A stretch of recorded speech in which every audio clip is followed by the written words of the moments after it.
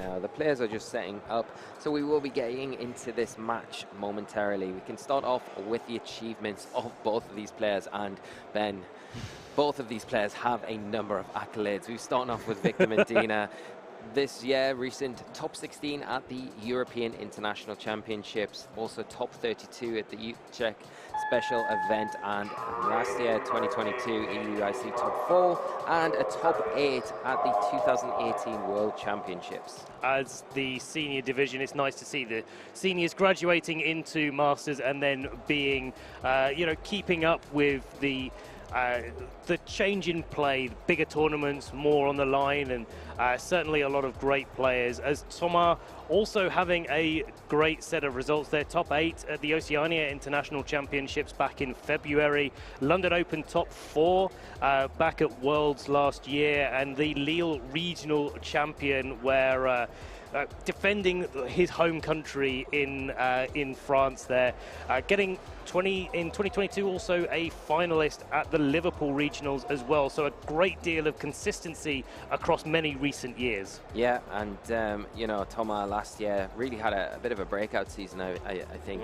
that Liverpool Regional, his performance in that event was incredible, only stopped by Eric Rios in that final, who then went on to have an incredible run of his own. But Thomas, obviously this season, top 8 at the Oceania International Championships, a massive achievement. So it's going to be, between both of these experienced players, a great match. We can start off with Víctor Medina's team of Flutterman, Amungus, Chiyu, Gyarados, Tinglu, and that infamous Iron Hand. Infamous indeed, and a couple of differences here between some of the other sort of balanced archetypes that we've seen, pointing out the Chiyu being choice specs in this variant with that Terra Water, Terra Blast available to it to change up the momentum and put a lot of damage onto the field. And also that Gyarados does have the option for for Protect, where we've seen others opt for moves like Helping Hand in its stead. Yeah, and I think the choice specs on the Chiyu instantly makes it very difficult to kind of ignore if you are Thomas. You've got to deal with that very quickly because of the sheer damage that it can put onto the field, and that Water Terra typing as well, combined with the Terra Blast, makes it quite threatening to a lot of things if you're going up against it. Thomas' team, as we can see on the screen now, Annihilape, Mousehold, Arcanine, Iron Bundle, Goldingo, and Roaring Moon. It's nice to see the Roaring Moon have some success. We saw it in Bogota having a lot of success here, and that's the representation from Tomaha in this event here. Nice to see that coming out. The Golden Go with the Metal Coat as well, that's going to make its Rain do a lot more damage, and we've seen that combination of Make It Rain and Thunderbolt being a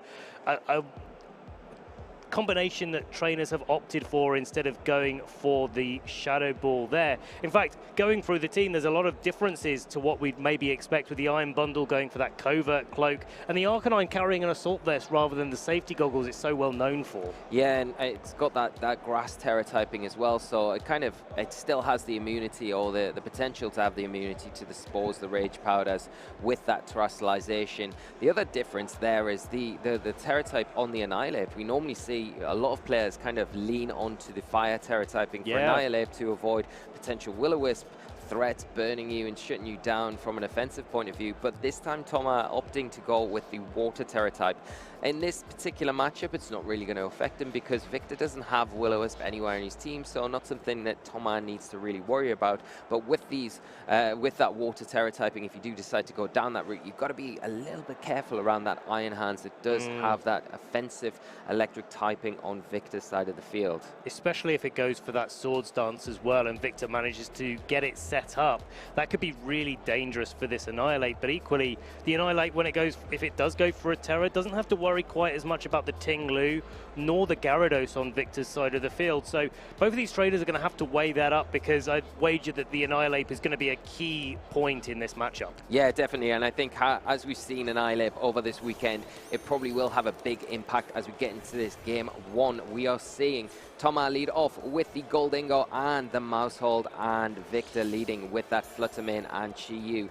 photosynthesis is going to activate with that booster energy, giving the Fluttermane an additional special attack boost. Absolutely. Combined with that Choice Specs Chi-Yu, they're going to be putting off a lot of damage onto Thomas' side of the field. And I think the big decision here from both of these players is whether or not that Golden Go is going for a Terror or not. Because do you lock into a Heat Wave to try and do spread damage, avoid any follow me's coming out from the mouse hold, or do you just, you know, try to go for that sort of consistent Dark Pulse, maybe remove the mouse hold that's got that Friend Guard this turn, and try to do damage to the Golden Go a little bit later. Protect coming out from the mouse hold and the Golden Go this turn, so no damage coming out from these big threats on Victor's side. Yeah, and it makes sense from Thomas to just do this Protect this turn, double Protect, just to see what that Chi locks into, to assess what might be the better option to make your play the next turn, whether you are going to go for that Terrestrialization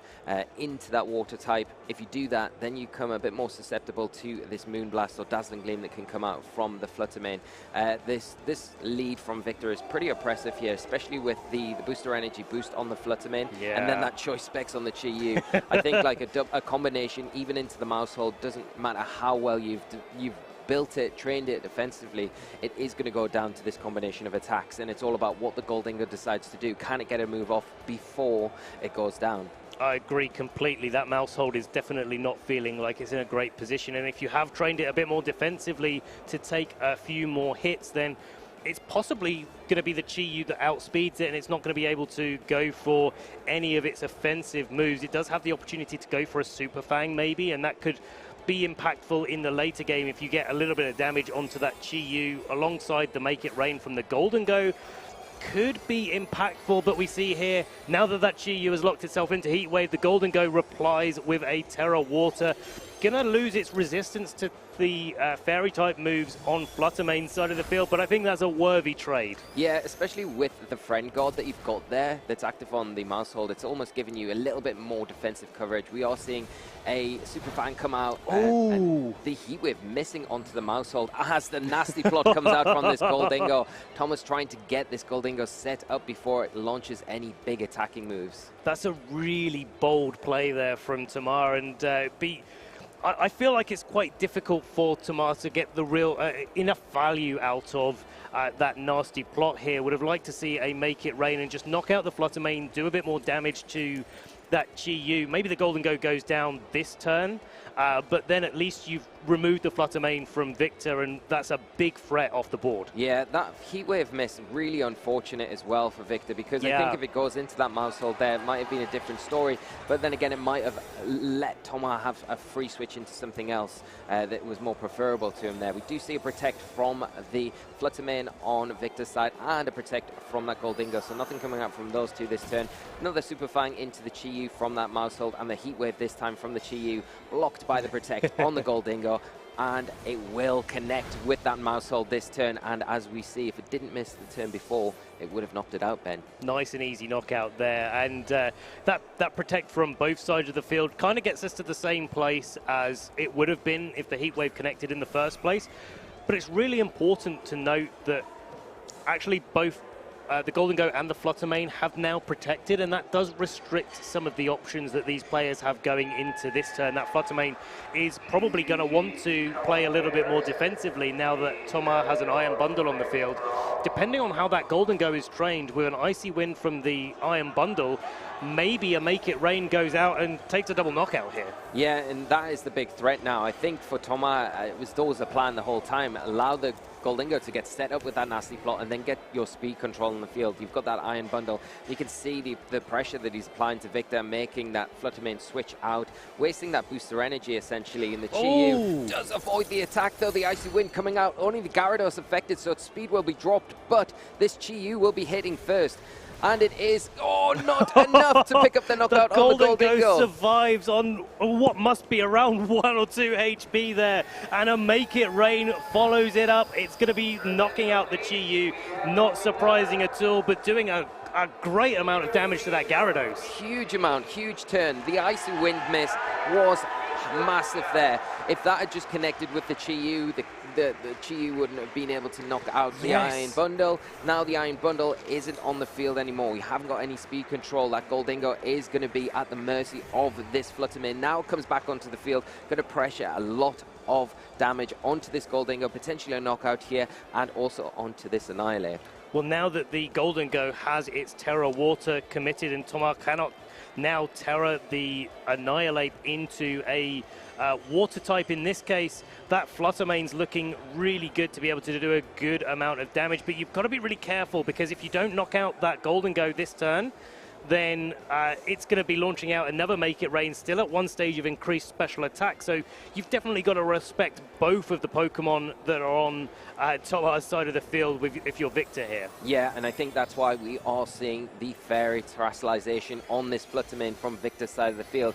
He is going to be targeting down into that Goldingo here, but the Goldingo does have access to protect, so it could just protect itself this turn and allow that Annihilate to try and get some good damage, as we are seeing, into the Fluttermane to preserve it, to try and close this game out for him. Moonblast going straight into that protect, and Gyarados is going to be following up, but not before the Annihilate goes for a Rage Fist into that Fluttermane. It's a very good Terra choice for Victor there, and you can see the impact of not actually hitting that Annihilate this turn with that Dazzling Gleam, for example, because that would have done a lot more damage. Thunder Wave, unfortunately for Victor, doesn't connect on that Annihilate, and so this Gyarados is going to be still slower than the Annihilate this turn. Yeah, and really unfortunate miss there, because then the waterfall combination with that Thunder Wave would have come into play with the Annihilate, and then you've got the increased chance of it not moving because of the paralysis. We are seeing the Moonblast connect this time with that Goldingo and take it down. So Victor getting rid of that big threat in the Goldingo, but can the Thunder Wave that he's went for this turn hit this time? Gonna have to contend with another Rage Fist, because Victor handling this Annihilate pretty smartly, not touching it, not wanting to boost that Rage Fist. It's not really doing the damage that Tomar wants at this stage, and finally that Thunder Wave does make connection, and the double up coming in from the Gyarados and this Fluttermane looking very likely and making it very difficult for this Annihilate in this stage of the match. And I think the question here now is, you know, whether or not that Annihilate can hold on from this Terra Fairy Moonblast here. It's going to land into the Annihilate, do lots of damage, and it is enough to pick up the one-hit knockout there. Victor Medina taking game one in commanding fashion. Yeah, really, really convincing win then from Victor, and really didn't give Tomar very much room. He thought when Tomar had that nasty plot set up with the Goldingo, he was in a good position to really start doing some work with it, and especially because that you let the mouse hole go down, you protect the Goldingo, and then the Iron Bundle hits the field, and you think, okay, you've got the speed control you need now. You're really going to start being more oppressive with this Goldingo. You can start really picking things off. But that Icy Wind miss on the Chi-Yu was so crucial. Very fortunate for Victor, because he was able to get an attack off with that Chi-Yu, pick up the knockout on the Iron Bundle, and then that line of speed control for Tomar was gone. And after that, the match was very difficult to make any sort of comeback from, because then the Fluttermane is able to come in pretty freely at that point. It's not going to be have its speed TMS with, it's just going to be able to fire off attacks, and as you saw, Victor played it perfectly in that end game, terrestrializing it right at the perfect moment and just cleaning up pretty convincingly. You've got to be happy with that if you're Victor. You've got to take the opportunities that you get. Sometimes these moves that aren't 100% accurate do have a chance of missing, and sometimes that's what's going on. But going into game two, the question is, based on how game one went with that Icy Wind being so impactful, and Tomar probably being in quite a good position in the end game if it had connected there, we'll have to see if Tomar is going to be the one to switch up, or if it's Victor that's going to be switching up, but no switch ups. This turn, Chi-Yu and Fluttermane coming out for Victor, and the Goldingo and Mousehold coming out for Tomar. Exactly the same leads as game one, and I think if you are Victor, I don't think there was any reason to change up your leads. I think the oppressive nature of this Fluttermane after that booster energy alongside the Chi-Yu gives you the ability to really remove the Goldingo, and it makes it hard to terrestrialize the Goldingo. We might see Tomar just go for that double protect again to see once again what that Chi-Yu locks it into, and then go from there, see what the best option would be going forward. Because I think if you are Tomar, you've got to try and get that nasty plot up as soon as you can to start putting on the offensive pressure that you need. Utilize that mouse hold with its friend guard ability as well. It's you know, giving you that little bit more defensive stability in this turn. But the mouse hold is not going to be able to take a double up. A Dazzling Gleam and a Heat Wave, as we've seen, is going to be enough to take it down. So you've got to play with it a little bit more carefully. Maybe try and keep it on the field a bit longer, but a lot harder said than done. Certainly harder said than done, and no double protect this turn as the Golden Go goes straight for that Terra Water, expecting Victor to probably make a similar turn to what happened turn 2 of game 1. Follow me with the mouse hold, drawing all moves into it, and it is going to be that Moonblast from the Flutter main. So a little bit of a switch up from Victor here. Heat Wave going into these two Pokemon, but it's the Golden Go that avoids it this turn. Tamar very happy, I'm sure, to see that Golden Go hasn't taken any damage, and a Make It Rain coming out, getting the knockout on the Flutter main, removing it from the board.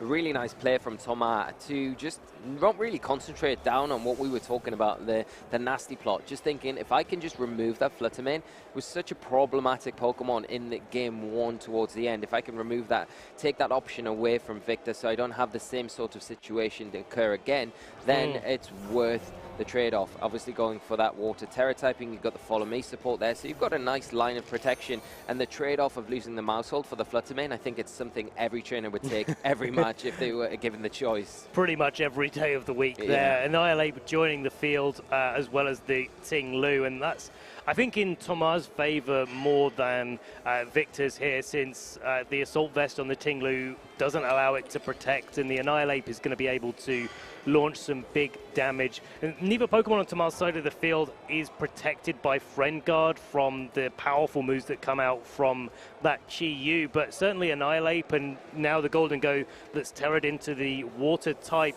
won't be worrying too much about that Heat Wave. Yeah, and this is an interesting play from Victor. He is switching the Chi-Yu out and bringing the Gyarados in. The Intimidate coming onto the field, and as you'll notice, the Defiant ability on this Annihilate actually activating, giving it a +1 attack boost. So maybe not something that Victor wants to do, but he has locked in with that Poison Terrestrialization on his Ting Lu, giving him a bit of an edge, a bit of a better type against this Annihilate, you know, and then launching off a big Earthquake. And will it be enough to get the knockout or get damage onto the field? Because at this point, I think you're just needing to get the damage.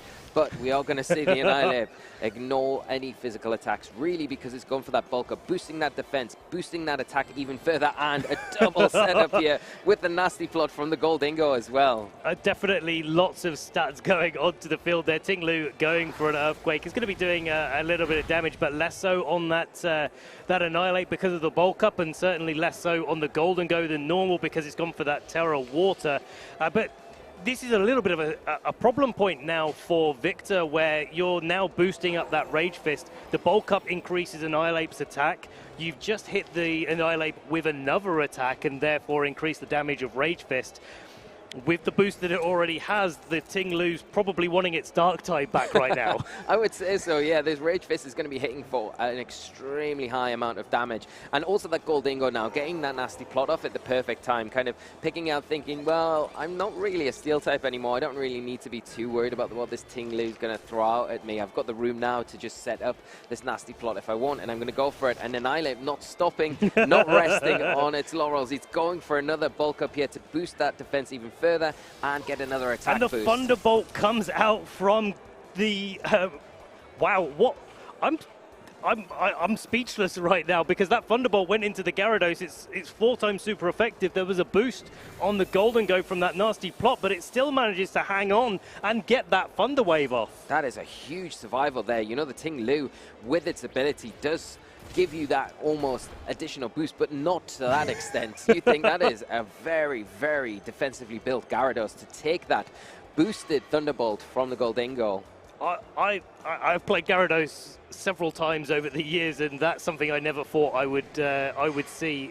Showing the value of Ting Lu, of course, in this format, and a great pickup there, Lee, because I'd kind of seen the Ting Lu on the field, but forgotten that the Vessel of Ruin ability was in effect. Yeah, and also the Goldingo went for that Make It Rain turn 1, so its special attack was -1, and then went for the nasty plot to give it that +1. So it wasn't sitting +2, but still, you think 4 times super effective, it should be enough enough to pick up the knockout, but the Gyarados able to survive, hang on, and we are seeing another Make It Rain here. Not doing very much damage this turn, and Victor trying to claw a way back against this Annihilate, but not really having too much success at the minute. But the Tinglu does pick the knockup out onto that Goldingo, finally going down after it's done a good job for Thomas. A very good job indeed, and that Annihilate with its Rage Fist been boosted up by several attacks in a row. No flinches are coming out, and a bye-bye Tinglu. Bye-bye indeed. Tinglu not standing any chance of taking that boosted Rage Fist. After those bulk ups, after the Defiant proc as well from that Gyarados' Intimidate, and Annihilate sitting in a very comfortable spot, especially with its new best buddy sitting beside it, the Iron Bundle that is going to offer it exactly what it needs in some brilliant speed control here. It's going to offer up that Icy Wind, so the Annihilate is going to be able to potentially outspeed things. The only drawback is in this situation is it's paralyzed, so you're going to have to try and get at least 2 to 3 Icy Winds off. Has it got enough in the tank to do that? I don't know, but the other option is with this Iron Bundle, it has got the ability just to attack straight down into either the Gyarados or the Chi-Yu. Absolutely, but it's not going to be able to target down the Chi-Yu with super effective moves, because Thomas has instead opted for Encore over that Hydro Pump, and that's going to make a big difference in this end game. The Gyarados can definitely go down to a freeze dry here, and I think maybe that's the route for Thomas to go down, because you do kind of have to rely a little bit on that Annihilate to be able to knock out the Chi-Yu here. Yeah, and I think here we see the Icy Wind coming out from the Iron Bundle. Not enough to pick up the Gyarados, so it does survive. It does reduce the speed on that Chi-Yu and the Gyarados, but not enough. And now going to be susceptible to this Heat Wave that's coming out from the Chi-Yu, blocked by that Protect on the Annihilate, and it will be hitting into that Iron Bundle. And we've seen before, it is enough. And Victor picking up a huge knockout onto that Iron Bundle. And it's all to play for here. Gyarados going for a Thunder Wave, just covering whether or not that Heat Wave was going to connect on the Iron Bundle, getting the paralysis on it if the Heat Wave didn't connect, would maybe allow another Heat Wave to come out next turn from this Chi-Yu, even with the Icy Wind. Not quite sure on that speed interaction, but at least it gives maybe the opportunity for those sort of things to go in Victor's favor. As it stands, it's a single target Heat Wave, and it's going to be enough to knock out this Annihilate. Wow, what an end to this match. Massive congratulations to Victor for going on here in quite convincing fashion in the end. It really didn't look good for him in the middle of that game too, where the Goldingo was boosting up with its Nasty Plot, got to +1, and then also that Annihilate was sitting on the field going for those bulk ups continuously after having that Defiant activated. You thought, okay, now you've been hit a few times, like you pointed out, and this Rage Fist is going to start just picking up knockouts here, there, and everywhere. I think the smart thing from Victor was to get that Thunder Wave onto it. It really shut it down, and probably maybe not going for the freeze dry into the Gyarados when you had the opportunity, if you were Thomas, going for the Icy Wind instead, which really wasn't the most, probably the best thing to do in that stage of the match. I think you've got to look at the board state there, and maybe Thomas thinking that the Icy Wind would be enough to knock out the Gyarados from that position, but I guess looking at what the Thunderbolt did to it, maybe because let's go back to that for a moment. Wow. That Gyarados. Okay, so you pointed out absolutely, Lee, that it was only one stage of increased special attack. So okay, it's not a same type attack bonus move, and there was the Tinglu on the field. So you know, it's not as powerful as it could be. But Still 4 times super effective, you know, 4 times any move is quite a lot of damage. 4 times? It's a lot. Yeah, so I think that was a big surprise there, whether or not Victor was aware of that in that moment. I think to see a Gyarados survive from that Thunderbolt, it's pretty huge, really. You've got to be feeling great about that position. And then that opened the door that allowed Victor then to get the Thunder Wave off as he wanted, had the Aguav Berry activate, get a little bit more health back, which then allowed it to survive the Icy Wind in the end game, you know, from that Iron Bundle. Because if that was a Citrus Berry, wouldn't have been enough. Wouldn't have been enough. So a really nice item choice there from Victor, but making it very difficult for Thomas. Unfortunately, bringing a really nicely built team with that mouse hold and the Annihilate, things that we saw very early on in the format have a lot of success, and you think, oh, it's doing really well in this event as well. Can it go on? Can it get into that top 8, push on? But Victor performing extremely well. Plainsu's out, and that lead of the Choice Specs GU and the Flutterman with that booster energy, it's so scary. You know, we're not even playing the match. We're sitting up here, and I think, how would you even cope with that? Because if you miss the knockout on either one of them,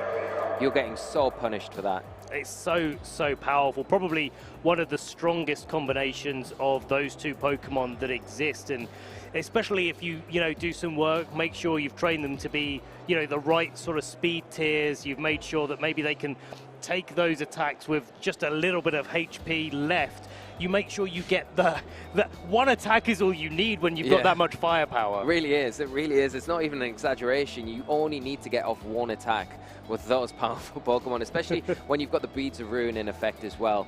Yes. It really puts your opponent in a really awkward position to try and get any sort of momentum from that stage, because you think, right, if I get rid of these two, then I stand a chance to close this match out because the firepower's gone.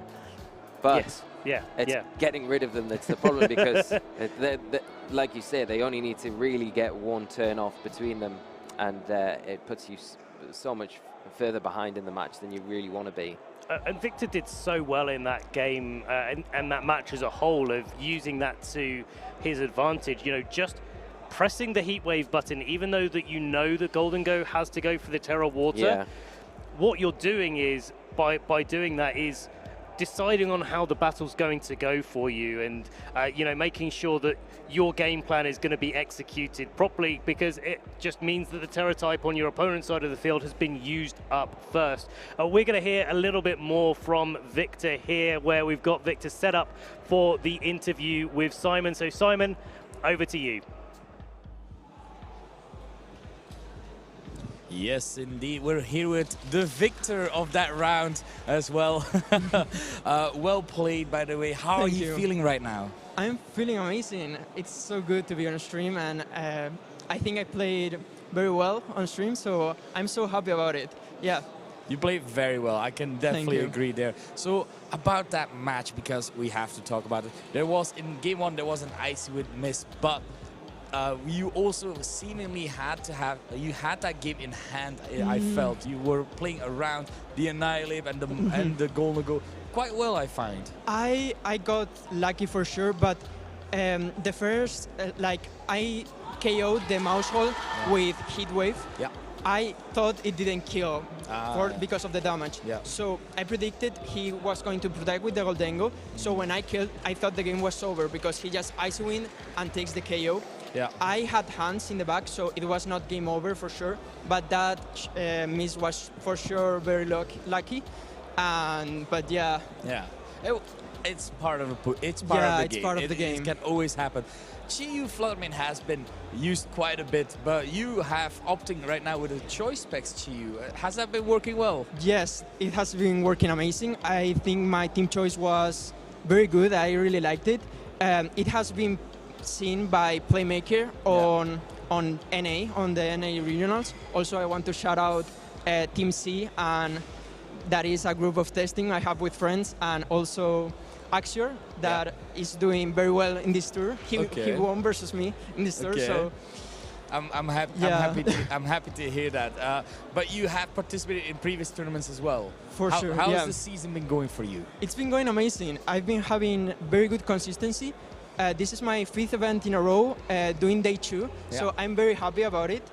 I've been to the 5 tours I miss Malmo, but I've been doing day 2 consistently, and this is my first time in stream this tour. I've been streamed 2 times. Well deserved, Thank you. Absolutely, and such an amazing match, and being able to win there must feel quite amazing there as well. Thank you. So, well, absolutely amazing to hear, but about the team again. Yes, right.